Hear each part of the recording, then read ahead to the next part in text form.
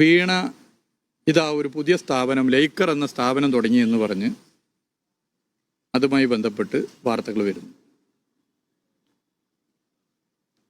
അതൊരു പുതിയ സ്ഥാപനമൊന്നുമല്ല. സംശയം ഉണ്ടെങ്കിൽ എൻ്റെ നോമിനേഷൻ പേപ്പർ നോക്കിയാൽ മതി.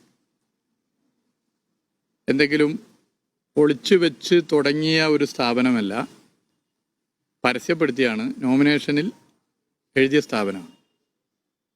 വീണ എന്ന് പറഞ്ഞാൽ ഒരു സ്വതന്ത്ര വ്യക്തിയാണ്. അവർ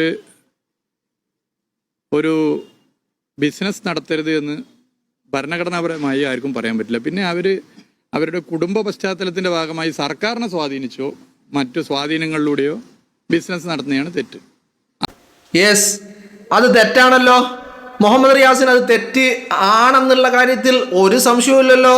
സർക്കാർ സംവിധാനങ്ങൾ ഉപയോഗിച്ചോ സർക്കാർ സംവിധാനങ്ങളെ സ്വാധീനിച്ചോ തൻ്റെ കുടുംബ പശ്ചാത്തലമോ ഈ ബിസിനസ്സിന് വേണ്ടി ഉപയോഗപ്പെടുത്തി എന്ന് പെടുത്തുകയാണെങ്കിൽ അത് തെറ്റാണ് എന്നുള്ള കാര്യത്തിൽ തർക്കമൊന്നും മുഹമ്മദ് റിയാസിനില്ലല്ലോ. അങ്ങനെയാണെങ്കിൽ അത് മുഹമ്മദ് റിയാസ് നിങ്ങളുടെ ഭാര്യയായ വീണ വിജയൻ അത് ചെയ്തിട്ടുണ്ട്. സർക്കാർ സംവിധാനങ്ങൾ, ഈ പറയുന്ന ഭരണ പശ്ചാത്തലം, കുടുംബ പശ്ചാത്തലം, തനിക്ക് ഇവിടെയൊക്കെ ഗ്രിപ്പുണ്ട്, താനാണ് ഇതൊക്കെ താൻ കൂടി അടങ്ങുന്നതാണ്, താൻ കൂടി ഉൾക്കൊള്ളുന്നതാണ്, താൻ ഈ ഭരണ സംവിധാനത്തിൻ്റെ ഭാഗമാണ് എന്ന് പറയാതെ പറയുകയാണ് ഈ ചിത്രങ്ങൾ. അതിനു വേണ്ടിയിട്ടാണ് ഈ ചിത്രങ്ങളൊക്കെ ഈ വേദികളിലൊക്കെ വീണയും കമലയും ചെറുമകനും അടക്കം പ്രത്യക്ഷപ്പെട്ടത്. ഈ ചിത്രങ്ങളൊക്കെ അതിൻ്റെ തെളിവാണ്. വിഴിഞ്ഞം പോർട്ടിൻ്റെ ബോർഡ് മീറ്റിങ്ങിൽ പിണറായി വിജയനോടൊപ്പം കമലയും വീണയും ചെറുമകനും പങ്കെടുത്തത് താൻ ഇതിൻ്റെയൊക്കെ സിസ്റ്റത്തിൻ്റെ ഭാഗമാണ്. അപ്പോൾ ഞാനുമായിട്ടുള്ള ബിസിനസ്സുകളിൽ സഹകരിച്ചാൽ നിങ്ങൾക്ക് അതിൻ്റെ നേട്ടങ്ങൾ ഉണ്ടാകും എന്ന് പറയാതെ പറഞ്ഞു വെക്കുകയാ. മനസ്സിലായില്ലേ? അതാണ് ഈ ചിത്രങ്ങൾ. ഇനി മറ്റൊന്ന്, ഈ പറയുന്ന കാലാവസ്ഥ കേന്ദ്രത്തിൽ അവിടെ എത്തുമ്പോഴും ഈ വീണയുണ്ട്. ഈ പറയുന്ന വീണയ്ക്ക് ഇതിലൊക്കെ എന്താണ് റോള്? അപ്പൊ ഈ റോളൊന്നുമില്ലാത്ത വീണയും കമലയും ഇതിൻ്റെയൊക്കെ മുന്നിൽ വന്ന് നിൽക്കുന്നുണ്ടെങ്കിൽ തങ്ങളുടെ ബിസിനസ്സിന് വേണ്ടിയിട്ട് ഉപയോഗപ്പെടുത്താൻ വേണ്ടി തന്നെയാണ് അത് ഉപയോഗപ്പെടുത്തിയിട്ടുമുണ്ട്. ഈ പറയുന്ന കുടുംബ പശ്ചാത്തലം ഉപയോഗിച്ചിട്ടുണ്ട്, പാർട്ടിയെ ഉപയോഗിച്ചിട്ടുണ്ട്, അതുപോലെ അച്ഛനെ ഉപയോഗിച്ചിട്ടുണ്ട്, ഭർത്താവിനെ ഉപയോഗിച്ചിട്ടുണ്ട്. അതിൻ്റെ തെളിവാണ് ഈ പറയുന്ന എക്സാലോജിക്കിൻ്റെ അക്കൗണ്ടിലേക്ക് ശശിധരൻ കർത്ത എന്ന് പറയുന്ന CMRLൻ്റെ മേധാവി നൽകിയ ലക്ഷക്കണക്കിന് കോടിക്കണക്കിന് രൂപകൾ. ഒരു സർവീസും അവർ നൽകിയിട്ടില്ല എന്ന് ശശിധരൻ കർത്ത തന്നെ മൊഴി നൽകുന്നുണ്ട്. അപ്പോൾ ഒരു സർവീസും നൽകാതെ ഫ്രീ ആയിട്ട് ലക്ഷങ്ങൾ ഇങ്ങനെ അക്കൗണ്ടിലേക്ക് മാസം മാസം വന്നത് ഈ പറയുന്ന ഭരണ സംവിധാനത്തെ ഉപയോഗപ്പെടുത്തി എന്നതിൻ്റെ ഏറ്റവും തെളിവാണ്. അപ്പോൾ ഇത് തെറ്റാണ് എന്നുള്ള കാര്യത്തിൽ തർക്കമൊന്നുമില്ലല്ലോ മുഹമ്മദ് റിയാസിന്. ഇനി മുഹമ്മദ് റിയാസ് ഇവിടെ ഈ പറയുന്ന ലേക്കർ ഇന്ത്യ എന്ന് പറയുന്ന സ്ഥാപനം വീണയുടേതാണ് എന്ന് കേരളം അറിയുന്നത് ഈ കഴിഞ്ഞ ED റെയ്ഡ് നടന്നപ്പോഴാണ്. അതിന് മുമ്പ് വരെ ഇങ്ങനെ ഒരു സ്ഥാപനം സർക്കാരുമായി പല രീതിയിലുള്ള കോൺട്രാക്റ്റുകളിൽ, അഗ്രിമെൻറ്റുകളിൽ പെട്ടിട്ടുള്ള, അഗ്രിമെൻറ്റുകൾ നടത്തിയിട്ടുള്ള, പല ഇടപാടുകളും നടത്തിയിട്ടുള്ള ഒരു സ്ഥാപനം വീണയുടേതാണെന്ന് ആർക്കും അറിയില്ല. അത് പുതിയതാണോ പഴയതാണോ എന്നല്ല, ഇപ്പം ആ സ്ഥാപനമുണ്ടോ? എവിടെയാണ് ഇതിൻ്റെ ഓഫീസ്? ഇതിൻ്റെ ആഫീസ് വേണമല്ലോ. ഇതെവിടെയാണ് ഇതിൻ്റെ ആഫീസ്? ഇപ്പം ആ സ്ഥാപനം പ്രവർത്തിക്കുന്നുണ്ടോ എന്ന് പറഞ്ഞാൽ ഈ പറയുന്ന പേപ്പർ കടലാസ് കമ്പനികൾ ഉണ്ടാക്കിയിട്ട് ആ കടലാസ് കമ്പനികളുടെ മറവിൽ ഈ പറയുന്ന നിന്റെ ഭാര്യയായിട്ടുള്ള മുഹമ്മദ് റിയാസ്, നിന്റെ ഭാര്യയായിട്ടുള്ള വീണയും നീയും അമ്മാച്ചനും അമ്മായിമ്മയും ഒക്കെ ചേർന്ന് കൊള്ളയടിച്ചു കൊണ്ടിരിക്കുകയായിരുന്നു. മനസ്സിലായില്ലേ? അതല്ലാതെ നോട്ടിഫിക്കേഷൻ കൊടുക്കുമ്പോൾ, നാമനിർദ്ദേശ പത്രിക സമർപ്പിക്കുമ്പോൾ, നോമിനേഷൻ കൊടുക്കുമ്പോൾ അതിൽ ഞാനിതൊക്കെ രേഖപ്പെടുത്തിയിട്ടുണ്ടെന്ന് പറഞ്ഞാൽ അത് കേരളത്തിൻ്റെ പൊതുസമൂഹത്തിന് മുന്നിലല്ല ഈ നാമനിർദ്ദേശ പത്രിക വെച്ചിരിക്കുന്നത്. അത് നൽകിയിരിക്കുന്നത് ഭരണാധികാരിയുടെ മുന്നിലേക്കാ. നിങ്ങൾ നോമിനേഷൻ പേപ്പറിൽ കൊടുത്തിരിക്കുന്ന ഡീറ്റെയിലുകൾ എന്താണെന്ന് ആർക്കെങ്കിലും വല്ല ബോധ്യമുണ്ടോ?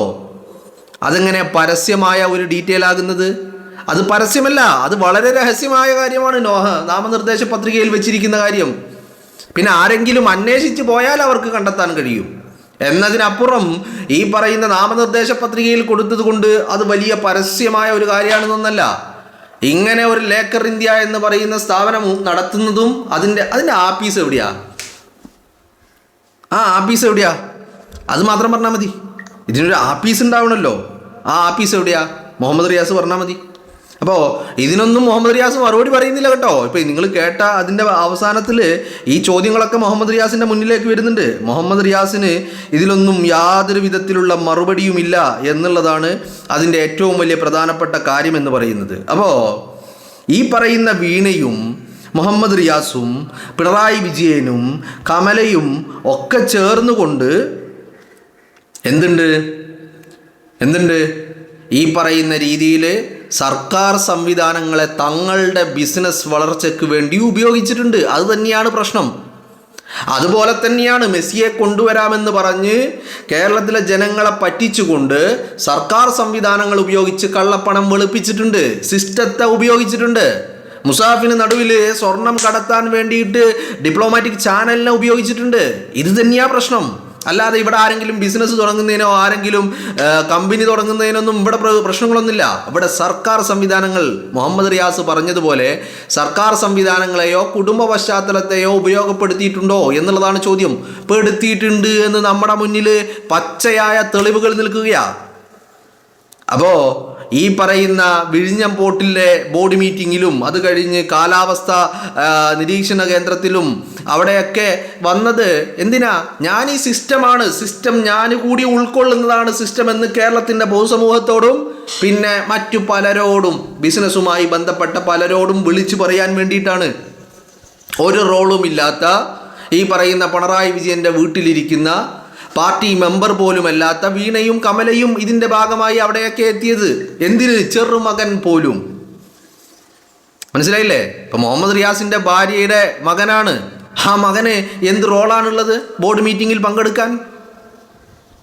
വിഴിഞ്ഞം ബോർഡിൻ്റെ ബോർഡ് മീറ്റിങ്ങിൽ പങ്കെടുക്കാൻ എന്ത് റോളാണ് മുഹമ്മദ് റിയാസിൻ്റെ ഭാര്യയുടെ മകനായിട്ടുള്ള, മുഹമ്മദ് റിയാസിൻ്റെ മകനല്ല കേട്ടോ, ഭാര്യയുടെ മകനായിട്ടുള്ള ഈ ചെറുമകനുള്ളത്? ഇല്ലല്ലോ. ഇപ്പം ഇന്നിപ്പോൾ ഈ നിങ്ങൾ കേട്ട സംസാരത്തിൽ ചോദ്യം ചോദിക്കുന്നുണ്ട്, നിലവിൽ ഈ സ്ഥാപനം പ്രവർത്തിക്കുന്നുണ്ടോ? ഏത്? Laker India. ആ ചോദ്യത്തിന് മുഹമ്മദ് റിയാസിൻ്റെ മറുപടി, സ്ഥാപനം തുടങ്ങാനും പൂട്ടാനും അവകാശം സ്ഥാപനം തുടങ്ങിയവർക്കുണ്ട്. ആലോചിക്കണം. അപ്പോൾ വളരെ കൃത്യമായ കാര്യങ്ങൾ എന്ന് പറയുന്നത് മനസ്സിലായില്ലേ? ഇപ്പോൾ അവർ പറയുന്നത് എന്താ? ഇന്നലെ ഇവരുടെ കോഴിക്കോട് ജില്ലാ സെക്രട്ടറി പറയുന്നത് ഞങ്ങളിതിനെ രാഷ്ട്രീയപരമായിട്ട് നേരിടും, BJP മാത്രമല്ല കോൺഗ്രസും പിന്നിലുണ്ട് എന്നാ. ആലോചിക്കണം. അപ്പോൾ ഇതേപോലെ റെയ്ഡ് വന്നപ്പോൾ ആദ്യം പറഞ്ഞ് പിണറായി വിജയനെതിരെയാണെന്ന്. സഖാക്കൾ ജയിലിൽ പോയി കിടന്ന്. മുഹമ്മദ് റിയാസ് ജയിലിൽ കിടന്നോ? വീണ വിജയൻ കിടന്നോ? ചെറുമകൻ പോയോ? കമല പോയോ? വിജയം പോയോ? സഖാക്കൾ കിടന്നു. എന്തിന്? ED ആക്രമിച്ചതിന്. മനസ്സിലായില്ലേ? അപ്പോൾ ഈ പറയുന്ന കാര്യങ്ങൾ എന്ന് പറയുന്നത് വളരെ കൃത്യമാണ്. എന്താണ്? സർക്കാർ സംവിധാനങ്ങളെയും പിണറായി വിജയൻ്റെ കസേരയെയും ഭർത്താവിൻ്റെ കസേരയെയും ഒക്കെ കുടുംബത്തിൻ്റെ ബിസിനസ് വളർച്ചയ്ക്ക് വേണ്ടി ഉപയോഗിച്ചിട്ടുണ്ട് എന്നുള്ള കാര്യത്തിൽ തർക്കമൊന്നുമില്ല. അപ്പോൾ മുഹമ്മദ് റിയാസ് തന്നെ പറഞ്ഞ ഭാഷയിൽ അത് ഉപയോഗിച്ചിട്ടുണ്ടെങ്കിൽ അത് തെറ്റാണെന്നാണ് പറഞ്ഞത്. ശരിയാണ്, ഉപയോഗിച്ചിട്ടുണ്ട്. മനസ്സിലായില്ലേ? അതാണ് ഇവിടെ പറയുന്നത്. അപ്പം ഇത് ഒരിക്കലും രാഷ്ട്രീയമല്ല. ഇവിടെ വളരെ കൃത്യമായിട്ട് രാഷ്ട്രീയമാക്കിയതും സർക്കാരിനെ ഉപയോഗിച്ചതും ഈ പറയുന്ന കുടുംബമാണ്, വീണയാണ്, മുഹമ്മദ് റിയാസാണ്, പിണറായി വിജയനാണ് എന്നുള്ള കാര്യത്തിൽ തർക്കങ്ങളൊന്നുമില്ല. മാത്രവുമല്ല, എക്സാലോജിക് ആണെങ്കിലും ലേക്കർ ഇന്ത്യ എന്ന് പറയുന്ന കമ്പനിയാണെങ്കിലും ഒക്കെ ഈ പറയുന്ന പേപ്പർ കമ്പനികളാണ്. നിങ്ങളൊരു കമ്പനി എന്ന് കേൾക്കുമ്പോൾ നിങ്ങളുടെ മൈൻഡിലേക്ക് എന്താണ് ഓടി വരുന്നത്? ആദ്യം തന്നെ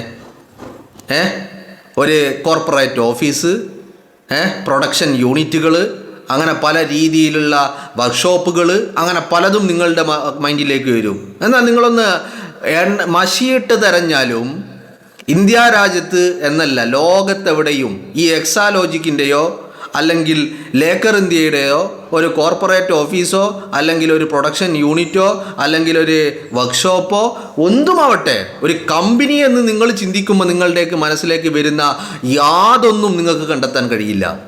പിന്നെ ഇത് എവിടെ കാണാൻ കഴിയും?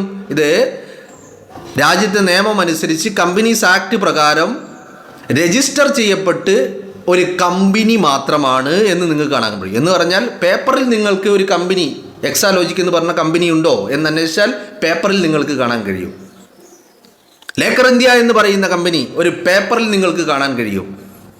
എന്നാൽ അതല്ലാതെ ഇതിനെ ഫിസിക്കൽ ഒരായിട്ട് നിങ്ങൾക്ക് ഈ ഒരു കമ്പനിയെ നിങ്ങൾക്ക് എവിടെയും കാണാൻ സാധിക്കില്ല എന്നുള്ളതാണ് ഇതിൻ്റെ ഏറ്റവും പരമപ്രധാനമായ കാര്യം.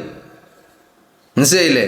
അപ്പോൾ ഈ പറയുന്ന ലേക്കർ ഇന്ത്യയും ഈ പറയുന്ന എക്സാലോജിക്കും സർക്കാർ സംവിധാനങ്ങൾ ഉപയോഗിച്ച് തങ്ങളുടെ പണം, തങ്ങളുടെ ആസ്തി, തങ്ങൾക്ക് നേട്ടമുണ്ടാക്കാൻ വേണ്ടി ഉണ്ടാക്കിയെടുത്ത വെറും ഷെൽ കമ്പനികൾ മാത്രമാണ് എന്നുള്ളതാണ് നമുക്ക് മനസ്സിലാക്കാൻ സാധിക്കുന്നത്. അതുകൊണ്ട് തന്നെയാണ് ഈ പറയുന്നത് ഇതിന് വേണ്ടിയിട്ട് കുടുംബ പശ്ചാത്തലം ഉപയോഗിച്ചിട്ടുണ്ട്, സർക്കാർ സംവിധാനങ്ങൾ ഉപയോഗിച്ചിട്ടുണ്ട്, അധികാരത്തെ ഉപയോഗിച്ചിട്ടുണ്ട്, പിണറായി വിജയൻ ഇരുന്ന മുഖ്യമന്ത്രി കസേര എന്ന് പറയുന്ന ആ കസേരയെ ഉപയോഗിച്ചിട്ടുണ്ട്, കേരളത്തിൻ്റെ പൊതു ഖജനാവിനെ പോലും കൈയിട്ട് വാരിയിട്ടുണ്ട് എന്നുള്ളതാണ് നമുക്ക് മനസ്സിലാക്കാൻ സാധിക്കുന്നത്.